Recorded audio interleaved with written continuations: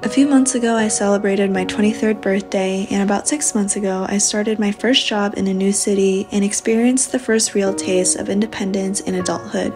I've always had school to provide some kind of structure or marker of a point of time in my life, but once you graduate, the timeline kind of starts to blur, and it's up to you to create your own milestones and markers between present you and, let's say, 80-year-old you. Just in the past year, I've experienced a ton of good and bad, but mostly good changes in my life, and because of that, I've also done a lot of journaling, introspecting, and reflecting so that I could be more intentional with how I process and remember these events. With that came the idea of creating a video journal entry that documents this period of time and sharing 23 lessons I learned at 23.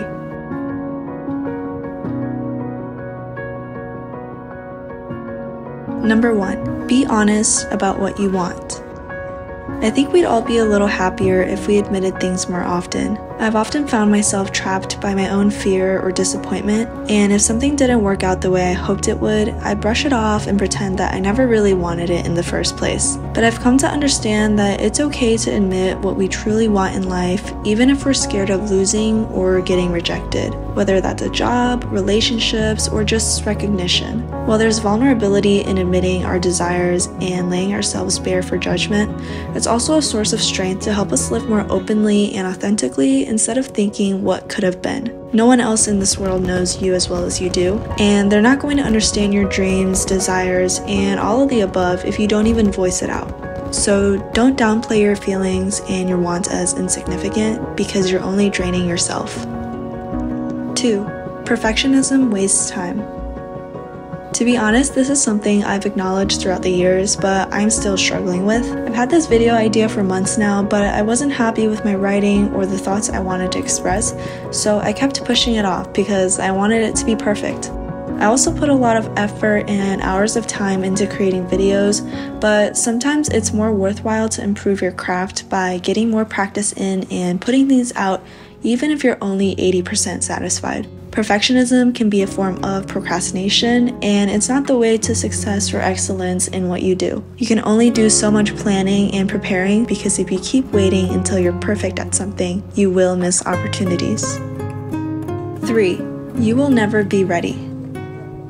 In a similar sentiment to perfectionism wasting time, you will also never be fully ready for anything in life. Readiness is a myth and an illusion that keeps us stuck in our comfort zones while time and opportunities continue to pass us by.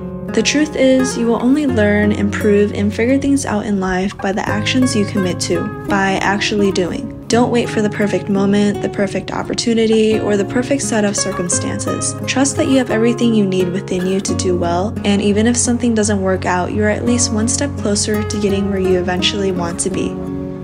4. Stop waiting to save nice things for a special day. Why not get enjoyment out of things every day instead? It's scary to think about how much more time you have to live. Those fancy perfumes you save for a special occasion, that plane ticket you never booked, the expensive pair of shoes just sitting inside a box. What if one day you never get to experience them to their full capacity, and they're just left to collect dust and eventually disappear as well? This isn't meant to put you into a spiral about existentialism or encourage unhealthy financial habits, but rather give you a different perspective that we would all be more content with life if we treated ordinary days as special days too. 5. Write out your thoughts. Journaling is such a timeless and priceless form of therapy that can help you understand yourself better and make more sense of your own life. People often find journaling to be daunting because there's often this expectation that your words need to sound eloquent and eye-opening, but it can truly just be a brain dump and free flow of your current thoughts. I started journaling a few years ago, although I have to say it hasn't been as consistent as I want it to be. But I still love doing it because translating my thoughts into words always feels impactful afterwards. In a way, it forces me to reflect and think about certain aspects of my life that have been bothering me, rather than subconsciously running away and avoiding them. 6. Take lots of pictures and videos. You don't realize how special a moment is until the years have passed and time slips in between your fingers. You will rarely look back on your camera roll and wish that you hadn't taken so many pictures and videos. It's often the other way around, and you wish you had taken more, even if it was something so mundane like the moving clouds from the bedroom window of your first year of college or the breakfast you had every day for a week straight in 2020. Now, if you don't feel like your life is worth documenting, all I have to say is this: no one sees life with the lens with which you're seeing. In appreciating the ordinary and the mundane, you also learn to notice with your own eyes what other people often overlook. 7. Health is wealth. There have been so many times when I overworked my body or my mind and gotten physically sick from the lack of rest and stress. It usually happens when I'm scared to take a break and feel unproductive, or when I worry too much about something I can't even control. And the irony of it all is that you can't feel and function at your best level when you're sick. What you've been running from has eventually caught up to you. Doesn't matter whether you can just finish that one thing, check that one item off your to-do list, or how much money you can make. All that really matters at the end of the day is your health, because without that, everything else ends up meaning very little. 8. Slow down to speed up. Slowing down doesn't equal stagnation. The world glorifies constant activity and busyness, but it's equally as important to have some quiet periods in between the peaks. That can look like spending a whole weekend enjoying your own company, being outdoors, and not touching a single piece of work. It can also be catching up with friends you haven't seen in a while, savoring yummy foods, and having dumb conversations together.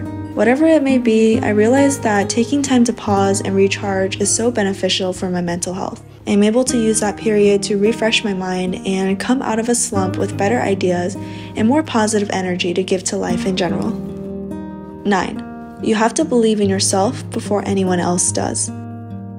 Nothing in your life will change if you don't take action or make a decision for yourself. Instead of worrying about external validation or what other people might think, put yourself first and prioritize your emotional and mental well-being before giving yourself to others. The more you rely on other people's opinions for your ideas, the more you invite in self-doubt, because people always project their own limitations that they have set for themselves. Start closing the gap between wanting to do it and actually doing it, and everything else will follow. 10. It's okay to cry. I cry when I see a sad scene in a movie, when I see a happy couple get engaged, or when I feel overwhelmed and just want my emotions to flow. My mom once told me that my tears are precious like diamonds, that I shouldn't let them come out so easily because the world is harsh and nothing will get solved by crying. While that is true, I also think your ability to cry can also be a strength. It means you get to care enough about things to cry about them. Your empathy and sensitivity means you see the world in the most beautiful and richest palette of colors, more than other people will ever experience in their life. 11. If you're unsure about something, ask yourself what you will regret not choosing more.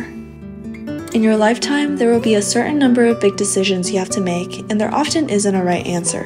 What career should I pursue? Which city should I move to? Is this the right person for me? Should I quit my job? At times like these, when you're weighing between scenarios that each have an equally competitive pros and cons list, try to ask yourself which outcome you would regret not choosing the most. That one is the one your heart really wants, but you're just afraid that it won't be up to your expectations, or it'll end up being a complete failure. But if what you end up choosing doesn't work out, you can at least learn and grow from them in a positive way, rather than one day looking back on your life and thinking of all the regrets you hold. 12. Celebrate your birthdays the way you would celebrate others. I used to have such a hard time celebrating my own birthday and accepting all the extra attention directed towards me on that one day. As I grew older, birthdays also felt so anticlimactic to the point where I just wished it would be treated like an ordinary day, even though deep down I knew I still wanted to celebrate it. I was afraid to confront how I really spent the past years since my last birthday, and the expectations I hold of how much or how little people in this world care about me. But I never thought this way when I celebrate my friends and family on their birthdays. I can celebrate and shower them with love so freely because I can see and feel the impact they have had on my life, and I want them to know how much they are loved on their special day. This just goes to show that you're more loved than you think, and you are just as deserving of the energy you give out.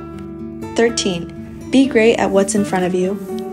We always want what we don't have yet, And one of the best ways to get to the life you envision for yourself is to be great at what you're already doing. If you're not at the dream job, level of creative success, or ideal living situation you want to be yet, keep focusing on what you're already doing for those goals, even if it seems like you're still 10 steps behind. Stop daydreaming and wishing you could already be there. Put out the work and do what's already in front of you so well that eventually the effects will compound and bring you there. 14. Your life is a direct reflection of your thoughts. You can't control everything, but you can control and be mindful of how you think and perceive things.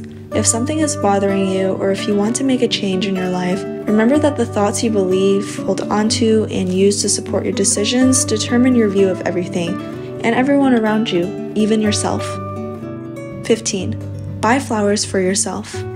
Why wait for a special occasion or for someone else to buy you flowers? They're one of my favorite things to buy for myself, and there doesn't have to be a reason. Buy them because you want to, because they're your favorite flowers and you happen to see them while shopping. Even if they only last for a couple weeks, they're a small piece of happiness living inside my space that can bring me more simple, everyday joy. 16. Invest your money early.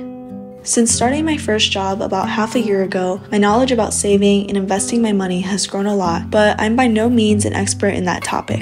For all the late teens and 20-somethings out there who are just figuring out the adult world, listen to this practical life tip and start saving and investing your money early, because your future self will definitely thank you for it. Instead of keeping your money in a regular savings account, open a high-yield savings account for free and let your savings earn a much higher interest.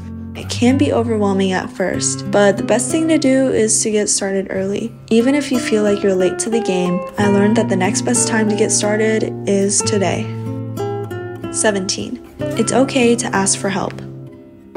As a firstborn daughter in an immigrant family, I naturally grew up being very independent and used to helping others. On the other hand, depending on someone else almost felt repulsive, like it was an insult to my independence. Asking for help or even accepting help felt foreign, because I always strived to know how to do everything myself, and if I didn't know something, I would find a way to teach it to myself and get better at it. But I learned that we all deserve to receive help from other people and have that weight lifted off your chest. It doesn't make you any weaker, and maybe somewhere secretly inside you, you actually enjoy and appreciate the help more than your words could express in the moment. 18. You are not a constant self-improvement project. This is a reminder that you don't always have to be doing something productive to feel like your time is being spent wisely. Take a step back and appreciate your life for what it is now, instead of stressing over the future and how far you still have to go. Your life isn't a race, and it shouldn't be compared to anyone else's, because we're all moving along our own timelines. 19. Who you spend your time with and what you spend your time on is what you will become. Have you ever heard of the saying that you are the average of the 5 people you spend the most time with? They shape who you are and influence the conversations and topics that are always at your attention. They even affect the attitudes and behaviors you're always exposed to, and eventually you're more likely to think and behave like they do. So I want to surround myself with people who inspire me and support me to be my best self, while I try to do the same for them too. And when someone says I'm a lot like my friends, that really warms my heart, because I can see the best in them that others might not, and I can only hope that their best qualities are a small reflection of my character too. 20. Learn how to be decisive. I have a bad habit of being indecisive, but it's improved throughout the years, and my people-pleasing tendencies have also been less frequent. Through those experiences, though, I came to understand the power of being decisive. If you don't make a choice, other people will do it for you, and by then it'll be too late to complain or regret the after effects. Yes, you might be scared to make the wrong decision, but doing nothing is even worse, because why are you letting other people decide how to live your life? 21. None of us are who we are without other people. There was a time in my early childhood when I had to move and transfer to different schools frequently, and because of that, I stopped trying to make new friends whenever I moved to a new place. I thought, what's the point of investing my time in new friends if I was just going to move sooner or later and lose touch? What I didn't understand was the importance of friendships and genuine human connections, and how much richer they can make our lives. So much of who we are is interwoven between the lives of other people we know. I started saying certain phrases because of a friend who would always say them. I learned to tie my shoelaces in a quicker way because of a friend from 7th grade. I have favorite songs that were once discovered through someone else. It's a beautiful thing that we're like mosaics of the people in our lives, so don't be afraid to open yourself up. 22. Have the audacity to think that you deserve greater things. This has become my motto of the year: to have the audacity in all situations and firmly believe that you deserve great things just like any other successful person you look up to. It's time to throw away self-limiting beliefs and start advocating for yourself, because I realize there are a ton of underqualified people in the world who are in the exact positions you are wishing for. It's not to discredit their abilities and the work they've put in, but rather a call to reflect on your willingness to show up and start acting like you deserve everything you're working towards. Once you put aside your need to be perfect at your skills and the fear of being not good enough, you will be much faster and more successful at reaching your goals.